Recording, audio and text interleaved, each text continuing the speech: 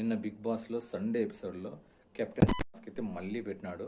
So నలుగురిని మళ్ళీ పిలిపించి మళ్ళీ అయితే పెట్టినాడు. సో మళ్ళీ డెమాన్ పవనే గెలిచినాడు.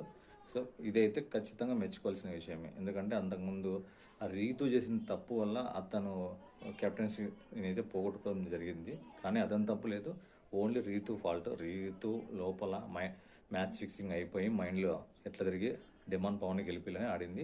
సో ఇప్పుడు కూడా నువ్వు మిస్టేక్ చేయకూడదు ఉండాలనేసి నీకు రీతుకే సంచాలకి ఇచ్చినాడు.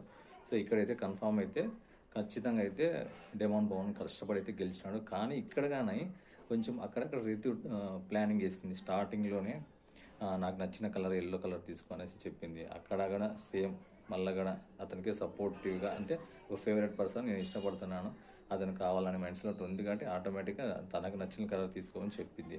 మరి ఇంకొకసారి లాస్ట్లో ఓన్లీ ఇమ్మాన్యుయల్ డెమాన్ పవన్ ఆడేటప్పుడు, సో ఇమ్మాన్యుయల్ గేమ్ ఇమ్మాన్యుయల్ ఆడుతున్నాడు.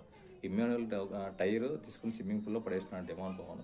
So demon Pawan tyre Emmanuel పీక్కుంటున్నాడు. సో అక్కడ బాక్స్లో ఎవరు టైర్ లేకపోతే ఇద్దరు ఎలిమినేషన్ అయినట్లే. ఎందుకంటే ఫస్ట్లో భరణి, మనీష్ మర్యాద ఇట్లా ఇద్దరు అట్లా ఎలిమినేషన్ అయ్యారు. సో ఇప్పుడు కానీ అదే గేమ్ ప్లాన్తో ఇమ్మాన్యుయల్ ఆడుతుంటే నువ్వు మధ్యలో వచ్చి నీ టైర్ స్విమ్మింగ్ పూల్లో పడిపోయింది పోయి తెచ్చుకోకు అనేసి ఆడేవాని మైండ్ డిస్టర్బ్ చేసి గేమ్ మీద కాన్సన్ట్రేట్ చేయకుండా మధ్యలో అతన్ని మాట్లాడించుకుంటా డిస్టర్బ్ చేసి అతని గేమ్ ప్లాన్ని చెడగొట్టింది ఇది రీతునే.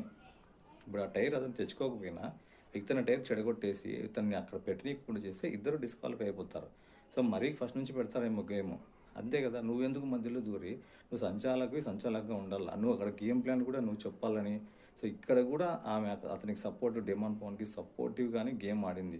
సో ఇక్కడ ఎందుకు దీంట్లో గెలకాలనేసి సండే టాస్క్ కాబట్టి నాకు సార్ అక్కడ ఉండాలి, ఎక్కువ తొందరగా ఎపిసోడ్ అయిపోవాలనే ఉద్దేశంతోనే ఇది టకటగా ముగించేసారనిపించింది.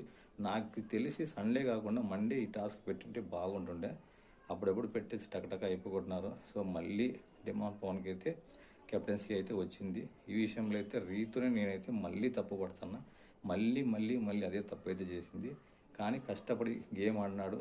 సో ఫిట్నెస్ లేకపోయినా కానీ గేమ్ అయితే బాగా అన్నాడు ఇమ్మాన్యుయల్. ఈ విషయంలో ఇమ్మాన్యుయల్ అయితే ఒప్పుకోవచ్చు, హ్యాట్స్ ఆఫ్. కానీ ఓకే, ఏమి డెమాన్ పవన్ తప్పు లేకపోయినా కూడా సెకండ్ టైం మళ్ళీ అతను ఏమో నిరూపించుకున్నాడు. ఈ విషయంలో డెమాన్ పవన్ గ్రాఫ్ అయితే ఈ వారం అయితే ఇంత పైకి అయితే వెళ్ళిపోయింది. కెప్టెన్సీ మళ్ళీ గెలుచుకున్నందుకు డెమాన్ పవన్కి కంగ్రాట్స్.